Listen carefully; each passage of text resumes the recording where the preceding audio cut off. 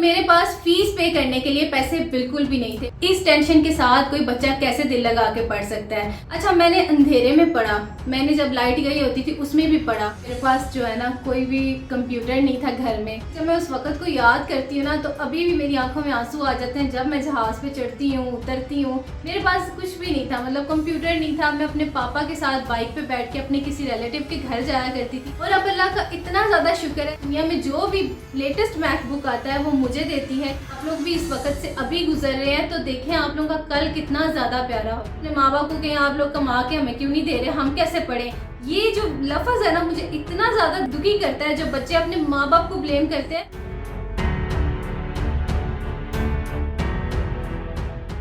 अस्सलाम वालेकुम, तो वेलकम है आपका हमारे YouTube चैनल में। तो आज की वीडियो जो है ना वो आपकी और आपके बच्चों की जिंदगी को बदल देगी। आज तक जितनी भी वीडियोस बनाई हैं हम लोगों ने वो हमारे चैनल पे हमारे लिए बनाई है, लेकिन आज की जो वीडियो है ना ये सिर्फ और सिर्फ आप लोगों के लिए है। इस वीडियो को मैंने 3 हिस्सों में तकसीम किया है।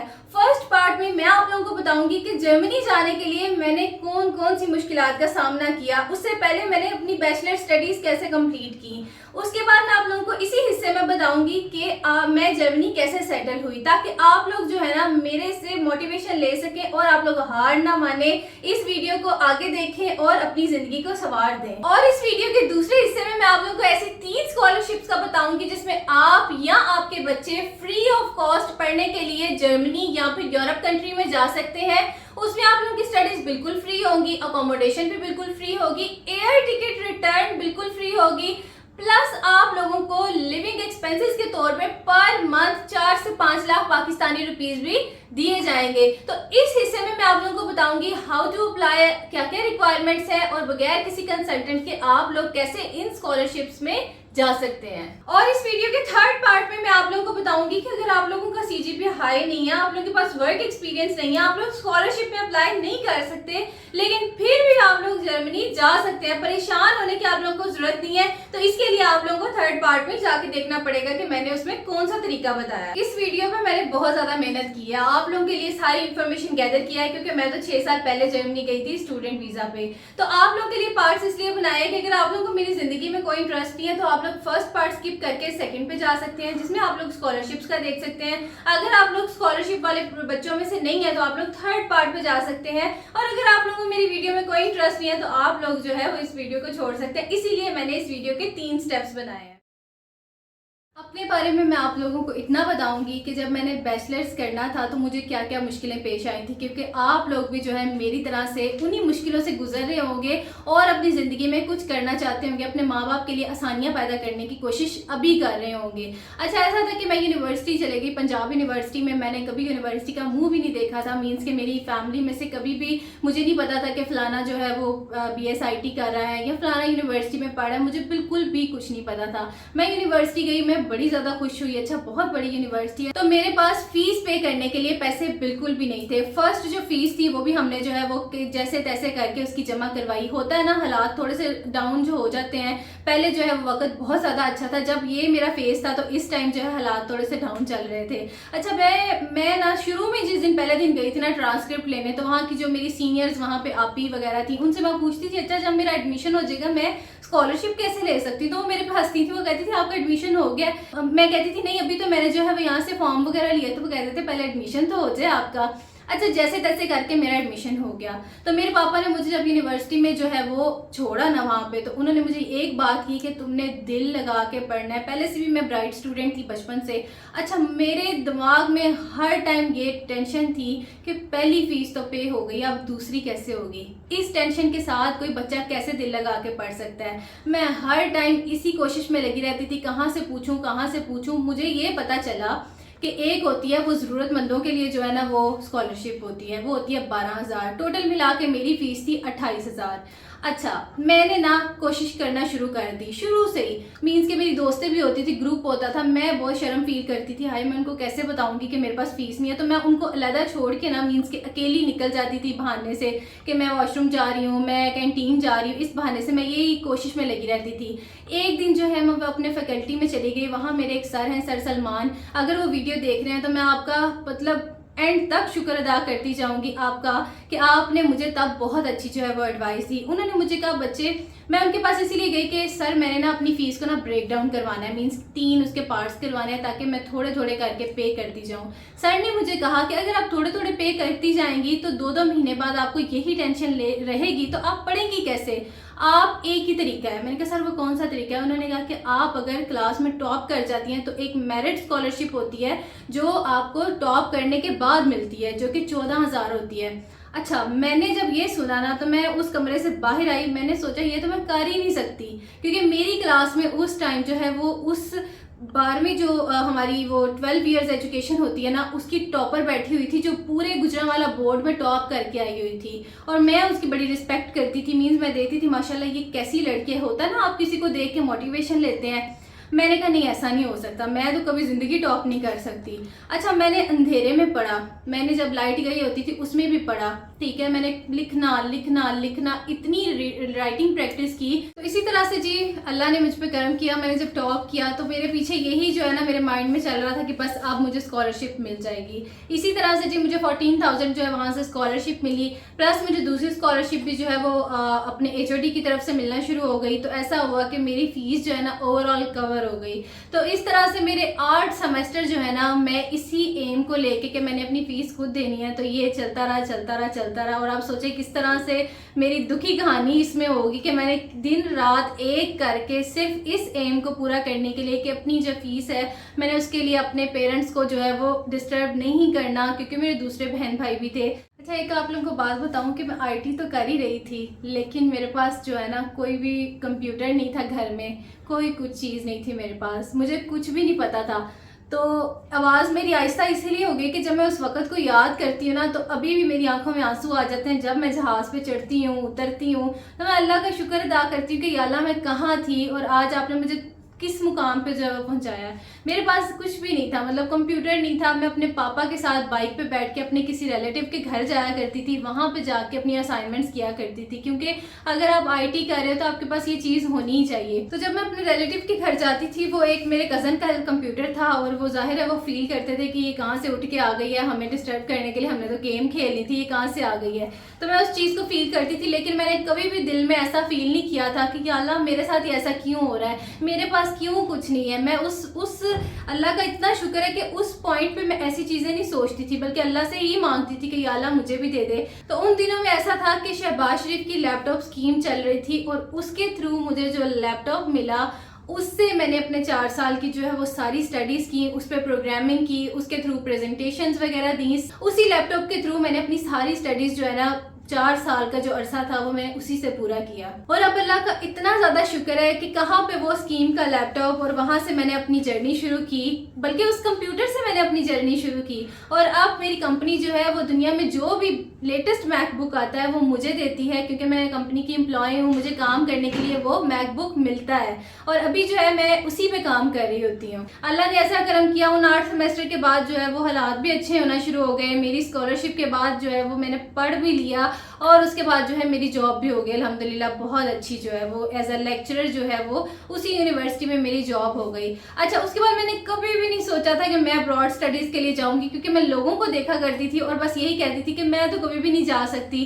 खैर, इस तरह करते हुए मैं पढ़ने के लिए चली गई। तो आप लोगों को यहाँ पे बताने का ये मकसद है कि कभी भी आप लोग जिंदगी में हार ना माने, क्योंकि अच्छा बुरा वक्त हर किसी के साथ आता है। मेरे पीछे जो कैमरे में है बिलाल, उन्होंने भी काफ़ी ज़्यादा अपनी ज़िंदगी में मेहनत किया। हर बंदा करता है जो किसी पॉइंट पे होता है, किसी मुकाम पे होता है, ठीक है। तो इसी तरह से एक मुकाम पे पहुंचने के लिए आप लोगों को बड़ी बड़ी ज़्यादा मेहनत करनी पड़ती है। मैं हर उस बंदे की रिस्पेक्ट करती हूँ जिन्होंने अपनी ज़िंदगी में कुछ किया और आज उनका नाम है दुनिया में, ठीक है। सब लोग उन्हें जानते हैं। अगर आप लोगों को 100 लोग भी जानते हैं ना तो ये आप लोगों को भी अल्लाह का करम ही है कि आप लोगों को कोई जानता है, ठीक है। तो अब जो है नेक्स्ट स्टेप्स में मैं आप लोगों को बताऊंगी कि छोटी सी स्टोरी इसीलिए बताई थी कि आप लोग जो है ना हार ना माने। मेरी तरह अगर आप लोग भी इस वक्त से अभी गुजर रहे हैं तो देखें आप लोगों का कल कितना ज़्यादा प्यारा होगा, क्योंकि अल्लाह की मदद और आप लोगों की मेहनत के बाद जो है वो आप लोग कुछ ना कुछ जो है ज़िंदगी में बन ही जाते हैं, बजाय कि आप वहीं जो है बैठ जाए और अपने माँ बाप को कहें आप लोग कमा के हमें क्यों नहीं दे रहे, हम कैसे पढ़ें। ये जो लफ्ज़ है ना मुझे इतना ज़्यादा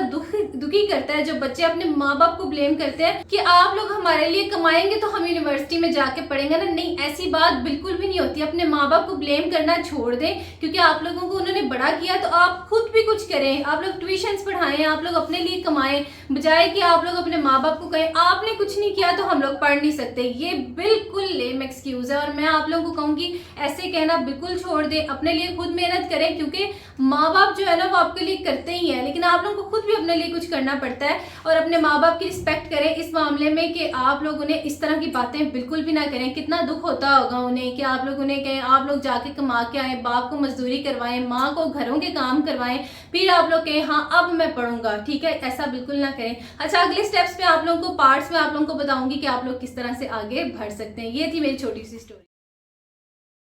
सबसे पहले बात करते हैं डैड स्कॉलरशिप की। डैड स्कॉलरशिप के लिए कौन कौन लोग अप्लाई कर सकते हैं, उसमें मैं आपको सबसे पहले बता दूं कि 16 इयर्स एजुकेशन वाले जो लोग हैं, जिन्होंने 16 इयर्स की एजुकेशन की है, वो लोग इसमें अप्लाई कर सकते हैं। उसके अलावा आपका जो CGPA है ना वो थोड़ा सा अबव एवरेज होना चाहिए, जैसे 3.3 से 3.4 से ऊपर होना चाहिए, तो आप लोग इसके लिए अप्लाई कर सकते हैं।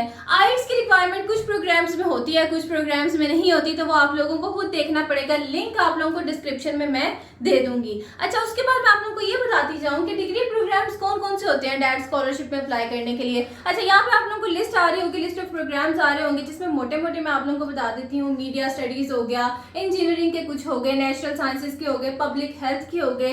ये जो प्रोग्राम्स है ना, इसके लिए अगर आप लोगों ने आप 16 इयर्स एजुकेशन की हुई है, तो आप लोग क्या कर सकते हैं कि आप लोग डैड स्कॉलरशिप में अप्लाई कर सकते हैं। अच्छा, उसके बाद मैं आप लोगों को बता दूं कि इसके लिए क्या बेनिफिट्स हैं। इस स्कॉलरशिप में अप्लाई करने के बाद आप लोगों को बेनिफिट्स क्या क्या मिलेंगे।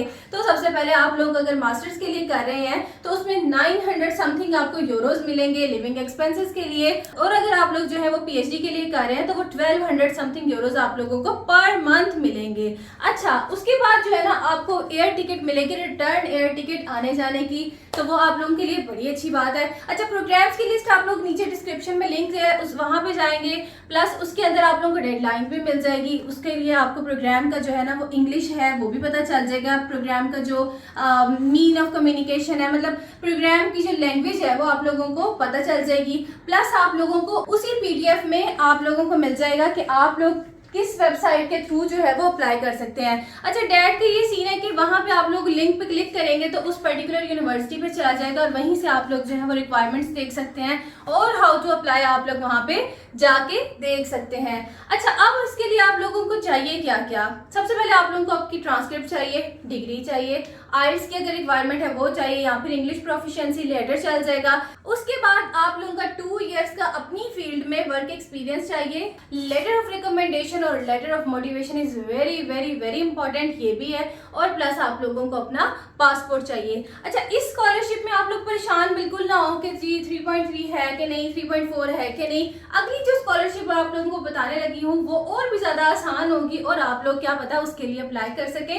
डैड स्कॉलरशिप में आप लोगों को किसी भी फाइनेंशियल रिसोर्स की, फाइनेंशियल मीन्स को दिखाने की एम्बेसी में जरूरत नहीं है। एम्बेसी में सिर्फ आप लोगों ने अपना डैड का लेटर ही दिखाना है जो आपका स्कॉलरशिप का होगा, तो you are good to go, आप लोगों को वीजा मिल जाएगा और आप लोग आराम से चले जाएंगे जर्मनी।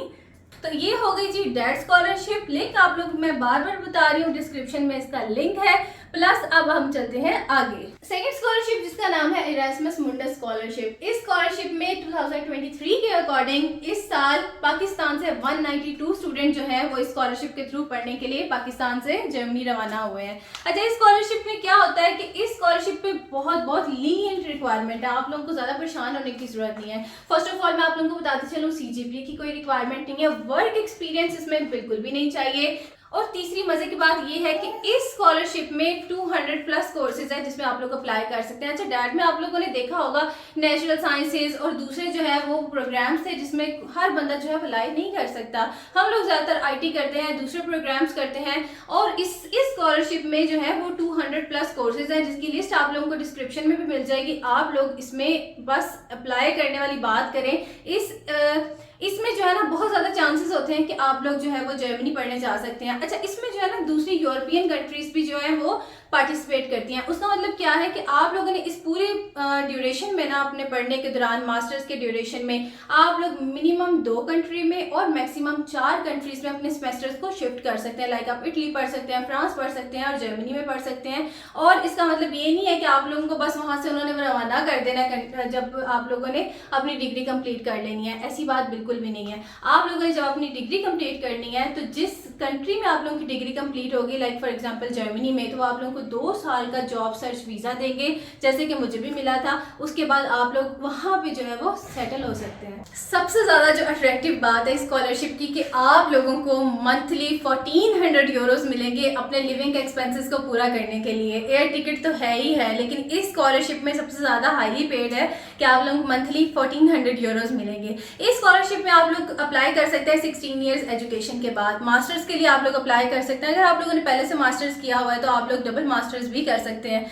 एज की कोई लिमिट नहीं है, वर्क एक्सपीरियंस आप लोगों को कोई भी नहीं चाहिए। अब बात आती है कि आप लोग अप्लाई कैसे कर सकते हैं। तो उसका जो लिंक है वो डिस्क्रिप्शन में आ रहा होगा। उस लिंक पे आप लोगों ने जाके करना क्या है, सर्च क्राइटेरिया में अपने प्रोग्राम का नाम लिखना है जिसमें आप लोग जो है वो इंटरेस्टेड है, लाइक IT में इंटरेस्टेड है, सॉफ्टवेयर डेवलपमेंट में इंटरेस्टेड है, तो आप लोग वहाँ पे लिखेंगे और उसके बाद पर्टिकुलर यूनिवर्सिटी आ जाएगी। उस यूनिवर्सिटी की वेबसाइट पे जाके आप लोगों ने अप्लाई कर देना है। अच्छा, आप लोगों ने हार नहीं माननी, ये नहीं करना कि पता नहीं क्या मैं अप्लाई कर सकता हूँ नहीं कर सकता। यही तो वो पॉइंट होता है जहाँ से आप लोगों ने उठना होता है।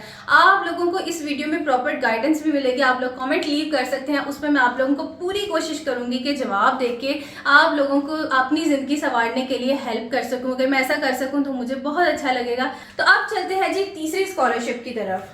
अच्छा, जो थर्ड स्कॉलरशिप है ना, इसका नाम है स्टिपेंडियम हंगेरिकम। ये स्पेशली हंगरी के लिए है जो कि यूरोप की ही एक कंट्री है। इस कंट्री में क्या होता है कि आप लोगों ने पाकिस्तान से जाना होता है, कोटा बेस्ड है ये, और इसमें जो है ना हर तरह का बच्चा जो है जा सकता है। हर तरह का मीन्स बैचलर्स का भी, मास्टर्स का भी और PhD का भी। पिछली दोनों स्कॉलरशिप में क्या था कि आप लोग मास्टर्स के लिए जा सकते थे। इस स्कॉलरशिप में आप लोग जो है वो 12 साल की एजुकेशन के बाद भी जा सकते हैं, 16 साल की एजुकेशन के बाद भी जा सकते हैं और 18 साल की एजुकेशन के बाद भी इस स्कॉलरशिप के लिए जा सकते हैं। अच्छा, इसकी रिक्वायरमेंट्स काफ़ी ज़्यादा लीनियंट है, पिछली वाली से भी ज़्यादा लीनियंट है क्योंकि ये हंगरी के लिए है। इसमें यह है कि आप लोगों को अकोमोडेशन भी फ्री होती है जो कि पिछली में नहीं थी। उसमें आप लोगों को 1400 मिल रहा था, इसमें आप लोगों को अकोमोडेशन फ्री है, एयर टिकट फ्री है और प्लस आप लोगों को 100 से 150 इस तरह यूरो तक जो है वो आप लोगों को आपके लिविंग एक्सपेंसेस को पूरा करने के लिए देते हैं। आप लोग सोच रहे होंगे इतने कम, लेकिन हंगरी जो है वो काफ़ी चीप है, तो इसमें आप लोगों को इस तरह से पे किया जाता है। अच्छा, इसमें आप लोगों को मज़े की बात ये बता दूं कि इसमें कोई भी वर्क एक्सपीरियंस की रिक्वायरमेंट नहीं है। आइल्स की भी ये है कि आप लोग जिस यूनिवर्सिटी में अप्लाई करना चाहें उसमें आप इंग्लिश प्रोफिशिएंसी लेटर के थ्रू भी कर सकते हैं।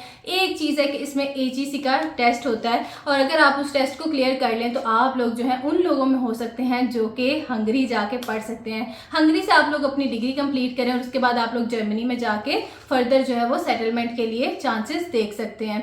अच्छा, इसमें यह है कि आप लोगों को हर साल के 15 जनवरी तक अपनी एप्लीकेशन सबमिट करवानी पड़ती है। नीचे आप लोगों को डिस्क्रिप्शन में लिंक आ रहा होगा जिसके थ्रू आप लोग अप्लाई कर सकते हैं। इस स्टिपेंडियम हंगेरिकम में आप लोगों की हेल्थ इंश्योरेंस भी जो है वो उसी स्कॉलरशिप में कवर्ड होती है, ताकि आप लोगों के डॉक्टर के पास जाना हो वो सारी चीज़ें इसमें कवर होती हैं। हर साल जो है वो पाकिस्तान से 200+ स्टूडेंट जो हैं वो जाते हैं। पंजाब का कोटा होता है, सिंध का होता है और इसी तरह डिफरेंट जो हमारे सूबे हैं उनका कोटा होता है, लेकिन सबसे ज़्यादा लोग इस स्कॉलरशिप में और इरेज़मस की स्कॉलरशिप में जाते हैं।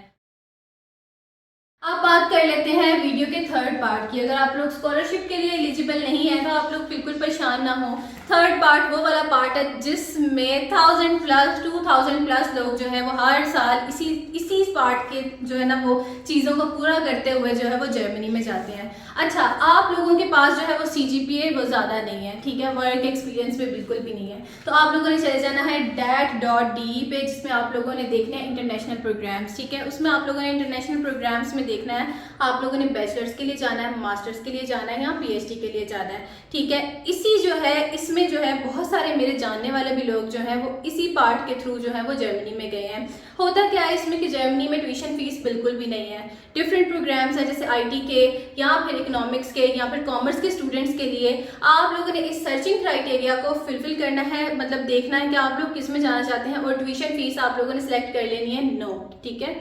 आप लोगों को यहाँ पे आ जाएगा डिफरेंट प्रोग्राम्स डिफरेंट यूनिवर्सिटीज़ के, उसमें आपने क्लिक करना है, रिक्वायरमेंट चेक करनी है और देखना है कि सेमेस्टर की थोड़ी सी फीस होती है जिसमें आप लोगों को और बड़े बेनिफिट्स मिल जाते हैं। जैसे सिटी का आप लोगों को एक कार्ड मिल जाता है, मतलब आपकी स्टूडेंट कार्ड पे ही सिटी का जो ट्रैवल है वो बिल्कुल फ्री होता है विद इन द सूबा। उसके जो सूबा होता है जिसमें आपकी यूनिवर्सिटी होती है, जैसे एक होता है प्रोविंस, उसमें आप लोग विदाउट पे किए आप लोग ट्रैवल कर सकते हैं। जैसे मैं फुल्डा में रहती हूँ तो फ्रैंकफर्ट वगैरह दूसरे जितने भी हैं हेसन के जो सिटीज़ हैं उसमें आप लोग बगैर पे किए हुए वो ट्रांसपोर्टेशन बिल्कुल फ्री है। अच्छा, इसमें होता ये है कि आप लोगों को एक ब्लॉक अमाउंट चाहिए होती है, ठीक है, वो मैं आप लोगों को ऊपर दिखा दूंगी एग्जैक्ट की कितनी चाहिए। वो आप लोगों ने जर्मनी के अकाउंट में ब्लॉक करवानी होती है और फिर वो आपको मंथली एक साल में वो पैसे मिलते जाते हैं, डिवाइड हो जाते हैं, जैसे 800 प्लस या 900 प्लस। ये इसीलिए होता है कि आप लोगों के वीज़ा में आप लोगों ने दिखाना होता है कि आपके पास पैसे हैं जो आप लोग वहाँ जाके अपनी स्टडीज़ को खुद से फंड कर सकते हैं। यूनिवर्सिटी की कोई फ़ी नहीं होती, अनलाइक कनाडा को देखें, यूएसए को देखें या फिर दूसरे डिफरेंट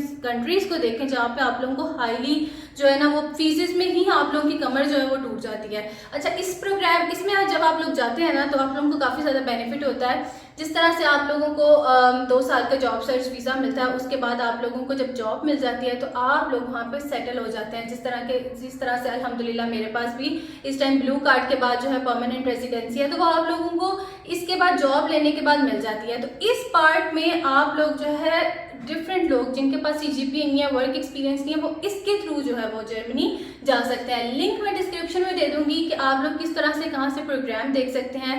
आइल्स जो है वो मास्टर्स वालों के लिए इतना ज़्यादा ज़रूरी नहीं होता, बैचलर्स वालों ने करना ही करना होता है। जर्मनी में जर्मन की कोई लैंग्वेज की रिक्वायरमेंट नहीं है, बजाय कि आप लोग जो है वो डॉक्टर बनने के लिए या डॉक्टरी के किसी उसमें जाएँ तो वो तो ऑब्वियसली होती है, लेकिन जिस तरह से IT या कॉमर्स के जो फील्ड्स हैं उसके लिए जो है वो रिक्वायरमेंट नहीं है। और बहुत सारे जो है वो 90% इंग्लिश प्रोग्राम्स हैं जिसके लिए आप लोग अप्लाई कर सकते हैं। इसमें आप लोगों ने परेशान नहीं होना कि किस तरह से जर्मनी जाना है तो जर्मन लैंग्वेज सीखनी पड़ेगी, ऐसी कोई भी बात नहीं है। और ब्लॉक अमाउंट से आप लोगों ने परेशान नहीं होना, ये आप ही की अमाउंट होती है। ओवरऑल आप लोगों को कोई पैसे जो है वो पूरे प्रोसेस में नहीं लगाने पड़ते सिवाय के वीज़ा फीस जो कि इस्लामाबाद एम्बेसी में जाके आप लोगों ने पे करनी है। ये ब्लॉक अमाउंट आप ही की होती है, हर महीने आप लोगों को मिलती रहती है, जिससे आप लोग अपना रेंट दे सकते हैं, अपने खर्चे पूरे कर सकते हैं वो इस अमाउंट के साथ, ठीक है। तो इसके थ्रू आप लोग जा सकते हैं। इस पर आप लोग फर्दर मुझे मेरे इंस्टा पे आके क्वेश्चन कर सकते हैं। मुझे बहुत अच्छा लगेगा अगर आप लोग मेरी इस वीडियो से जो है वो